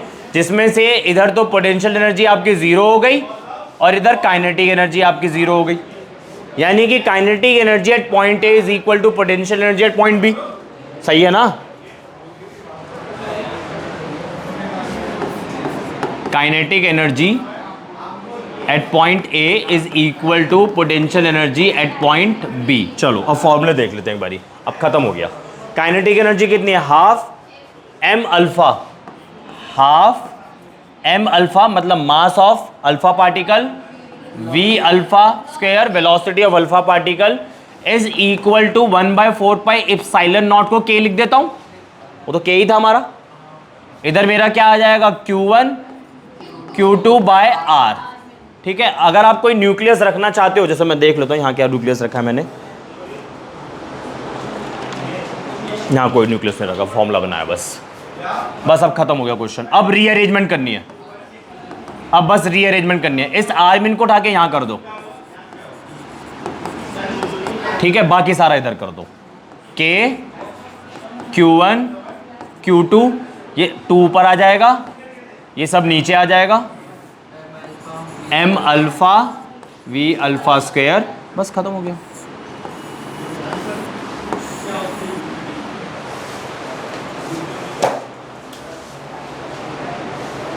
क्वेश्चन करना है इस पर?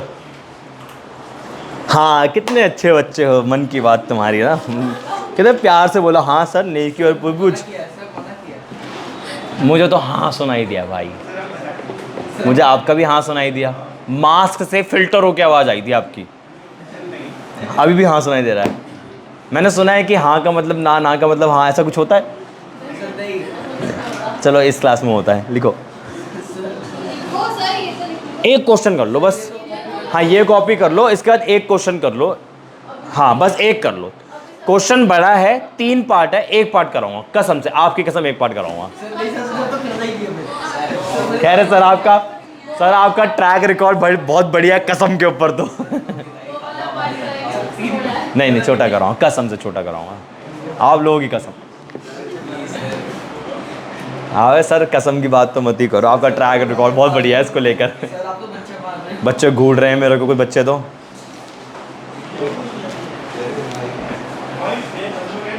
बस एक क्वेश्चन कर लो और बड़ा इजी सा है, इसी पर ही है।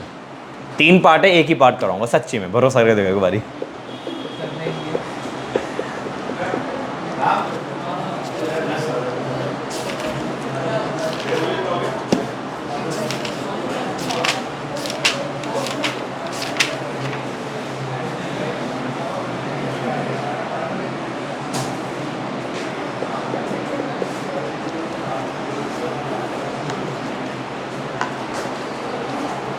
हाँ जी आगे बढ़ते हैं। लिमिटेशन ऑफ रदरफोर्ड्स भी कराना है, atomic number, mass number, so many topics. अभी कराऊंगा।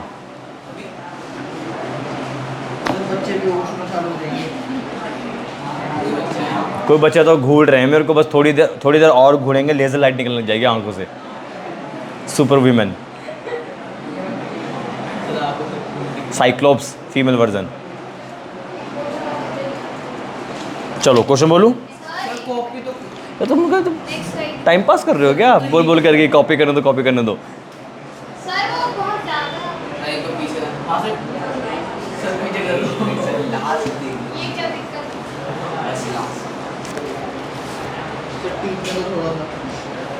टीपने दो।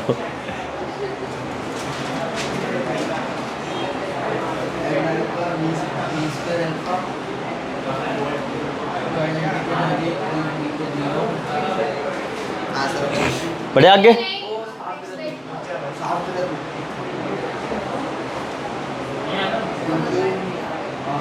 ठीक है ना, जो आपका Q2 है वो कुछ भी हो सकता है, कॉपर भी हो सकता है, सिल्वर भी हो सकता है। जैसे सिल्वर का एग्जांपल लेते हैं हम, सिल्वर का जो एटॉमिक नंबर है वो 47 है, तो अगर आप इसका चार्ज कैलकुलेट करना चाहोगे तो 47 इंटू ई हो जाएगा, है ना।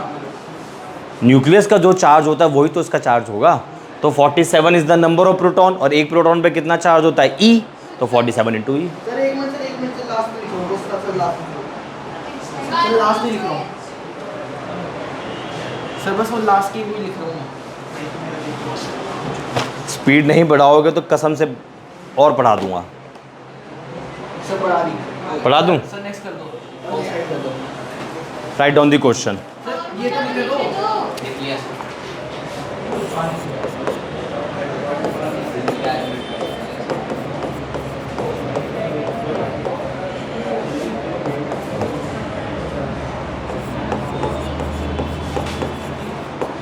An alpha particle is projected from infinity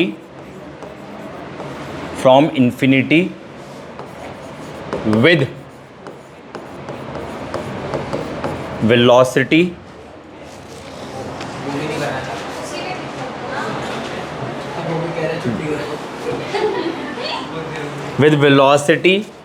आप जितना बोलोगे ना मैं उतना टॉपिक एक्स्ट्रा पढ़ा दूंगा, ठीक है ना।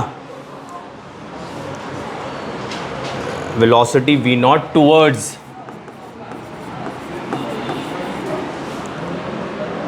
the nucleus of gold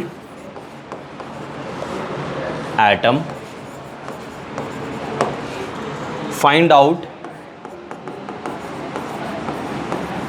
out a part r naught, इसको बोला गया है distance of closest approach. R min लिख लो,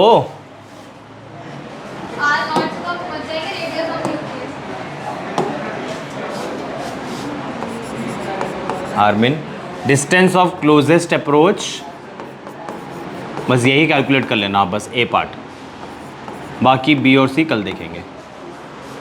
B part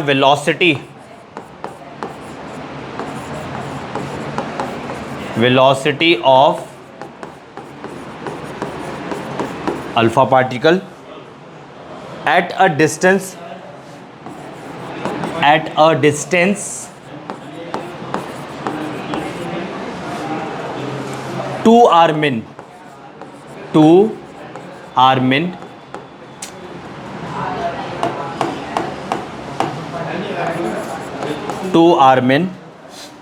from the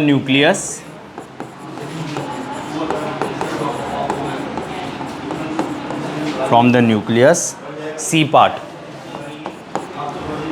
What will be the speed? What will be the speed of alpha particle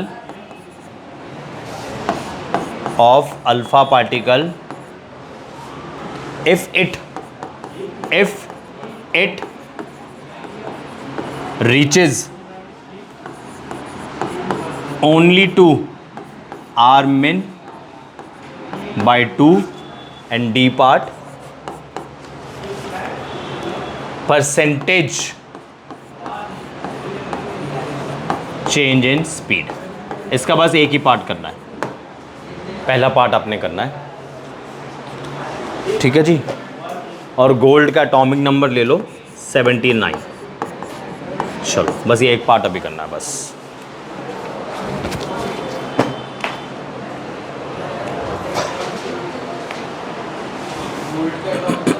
हाँ ज़रूरत पड़ेगी ना, ए part के अंदर ये रहा फॉर्मूला आपके सामने, ज़रूरत पड़ेगी।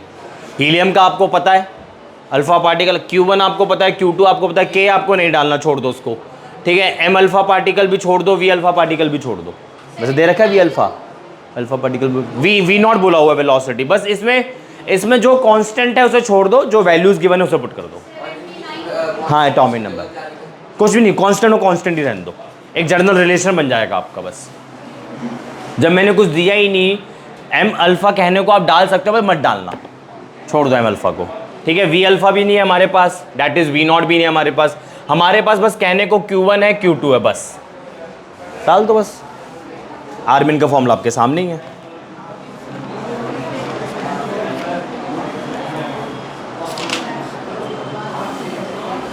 और बताओ आंसर क्या आ रहा है।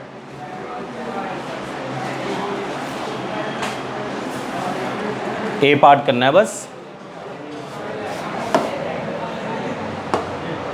ठीक है। समझदार बच्चे सबसे पहले क्या लिखते हैं, गिवन लिखते हैं। तो मेरे पास Q2 कितना है 79E है ना, nucleus of atom Q2। Q1 कितना है मेरा 2E है, ठीक है ना। M अल्फ़ा को एज इट इज छोड़ दो, V अल्फ़ा की जगह V नॉट लिख लो, क्योंकि यहाँ पे इसने बोला है अल्फ़ा पार्टिकल की जो वेलोसिटी उसको V नॉट बोला गया, बस सिंबल बदल दिया, मीनिंग में कोई बदलाव नहीं आया। तो R min is equal to K, Q1 is 2E, Q2 is 79E and multiply by 2। नीचे कोई चेंज नहीं है, M अल्फ़ा V नॉट कर दिया बस उसने, ठीक है। अब इसे सॉल्व करना है आपने। 79/4, 4 9s are 36, ठीक है। तो आपका जो R min है वो कितना आ गया, K 316 E square M alpha V not का होल स्क्वायर। बस ये एक पार्ट करना था, बाकी कल देखेंगे, ठीक है जी। तो आज बहुत सारा पढ़ लिया हमने।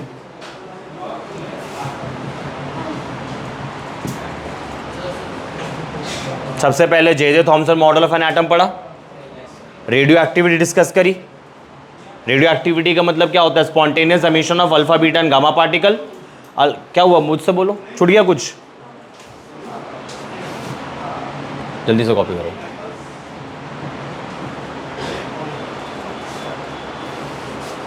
ठीक है, अब सुन लो फटाफट से समरी।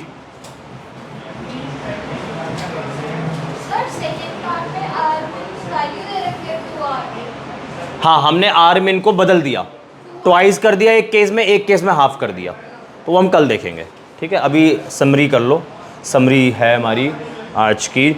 सबसे पहले मॉडल ऑफ एन एटम देखा हमने, जे Thomson model of an atom discuss कर लिया। लिमिटेशन क्या थी, वो अल्फा पार्टिकल स्कैटरिंग एक्सपेरिमेंट को एक्सप्लेन नहीं कर पाया, ठीक है।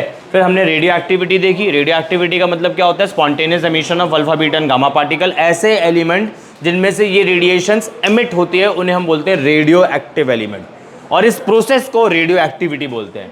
वैसे एक बात आपको बताता हूँ, रेडियो एक्टिव एलिमेंट को सालों साल लग जाते हैं डीएक्टिवेट होने में। रेडिएशन निकलती रहती है, निकलती रहती है, निकलती रहती है। तो आपने देखा होगा ना हिरोशिमा नागासाकी वाला केस, आज भी वहाँ पे कितनी प्रॉब्लम है रेडिएशंस को लेके, है ना। Alpha particle basically equivalent to helium particle, beta particle is equivalent to electron and gamma particle is equivalent to neutron. Alpha rays के अंदर अल्फा पार्टिकल होते हैं, बीटा रेस के अंदर बीटा पार्टिकल होते हैं, गामा रेस के अंदर गामा पार्टिकल होते हैं, ठीक है। फिर हमने Rutherford model of an atom देखा, जिसको हमने बोला अल्फा स्कैटरिंग एक्सपेरिमेंट। ऑब्जर्वेशंस क्या थी? कुछ अल्फा पार्टिकल स्ट्रेट पास कर गए, कुछ डिफ्लेक्ट कर गए, और एक अल्फा पार्टिकल 20,000 में से वापस ही आ गया, ठीक है।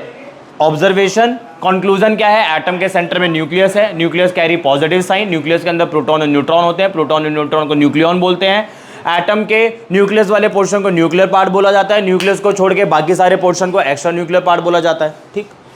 रदरफोर्ड ने किसकी डिस्कवरी करी? न्यूक्लियस की, ये ध्यान रखना, ठीक है। फिर हमने वॉल्यूम ऑफ एटम और वॉल्यूम ऑफ न्यूक्लियस का रेशियो निकाल लिया था। Radius of atom is approximately equal to 10⁻⁻13 8, और न्यूक्लियस का, अरे न्यूक्लियस छोटा होता है ना, न्यूक्लियस छोटा होगा तो माइनस में पावर बढ़ जाएगी ना। तो रेडियस ऑफ न्यूक्लियस 10⁻⁻13 और radius of atom approximately equal to 10⁻8 centimetre. हमें पता है एटम और न्यूक्लियस हमने स्फेरिकल इन शेप माना है, दोनों का वॉल्यूम निकाल लिया, रेशियो निकाल लिया दोनों का, मतलब एटम और न्यूक्लियस का वॉल्यूम वाइज रेशियो निकाल के एक रिलेशन फाइंड कर लिया कि volume of atom is equal to 10⁻15 times volume of nucleus, ठीक है। उसके बाद क्वेश्चन करा, अगर आपको किसी दूसरे न्यूक्लियस का रेडियस कैलकुलेट करना हो, फॉर्मूला आपके सामने है। R0 की वैल्यू 1.1 इंटू 10⁻⁻13 बताई मैंने, और A आपको मास नंबर बता दिया। और इजी कैलकुलेशन के लिए R0 को किसके बराबर रख दिया? 4/3 10⁻⁻13 सेंटीमीटर, ठीक है। और मैंने एक बड़ा अच्छा पॉइंट भी नोटिस करवाया था कि जो एल्यूमिनियम के रेडियस का न्यूक्लियस आया है 4 इंटू 10⁻⁻13 सेंटीमीटर आया है, जो मेरे इससे मैच कर रहा था, ठीक है। फिर हमने आपको बताया कि जितना ज़्यादा थीटा की वैल्यू होगी, मतलब एंगल ऑफ डिविएशन होगा, उतने कम अल्फा पार्टिकल स्कैटर करेंगे। इनवर्स रिलेशन बताया था। तो number of alpha particle scattered is inversely proportional to 1/sin θ/2 raised to power 4, ठीक है ना। आ रहा है समझ में?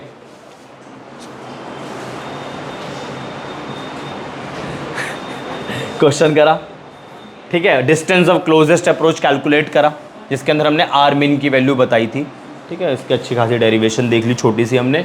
एक क्वेश्चन देखा जिसमें आप लोग घबरा गए, कसम भी खाई थी मैंने आपकी। ए पार्ट हमने कर लिया, बी सी डी कल करेंगे। वेलोसिटी फाइंड करनी है, velocity of alpha particle at a distance. R की जगह आपको ये वहाँ से आपको बेसिक रिलेशंस लेना पड़ेगा, यहाँ से स्टार्ट करनी पड़ेगी कहानी आपको यहाँ से स्टार्ट करनी पड़ेगी। अगर आप आर मिन ले रहे हो, सॉरी आप आर मिन का ट्वाइस ले रहे हो, देखो हिंट ले लो, आप सब भी सुन लो। आप देखो सेकंड पार्ट पढ़ो फटाफट से। 2r min पे आपको वेलोसिटी फाइंड करनी है।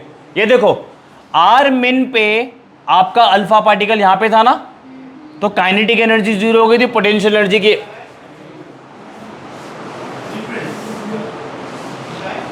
r min पे आपका अल्फा पार्टिकल पॉइंट बी पे था, और पॉइंट बी पे काइनेटिक एनर्जी 0 हो गई थी, पोटेंशियल एनर्जी की अच्छी खासी कुछ वैल्यू थी। अगर आप ट्वाइस ऑफ r min ले लोगे तो r min और ट्वाइस ऑफ r min यहां थोड़ी ना जाएगा, यहां जाएगा, तो आपका कहीं यहां पॉइंट आ जाएगा, जिसको आप पॉइंट सी बोल दो। तो मुझे बताओ सी पर क्या पोटेंशियल एनर्जी 0 होगी, सॉरी काइनेटिक एनर्जी 0 होगी? नहीं होगी, काइनेटिक एनर्जी भी होगी और पोटेंशियल एनर्जी भी होगी। तब आपको क्या करना पड़ेगा, पॉइंट ए की सारी एनर्जी बराबर करनी पड़ेगी पॉइंट सी के। तो पॉइंट ए पे काइनेटिक एनर्जी थी, पोटेंशियल एनर्जी 0 थी, पॉइंट सी पे काइनेटिक भी होगी और पोटेंशियल भी होगी। ऐसे करना है वाला क्वेश्चन, ठीक है जी।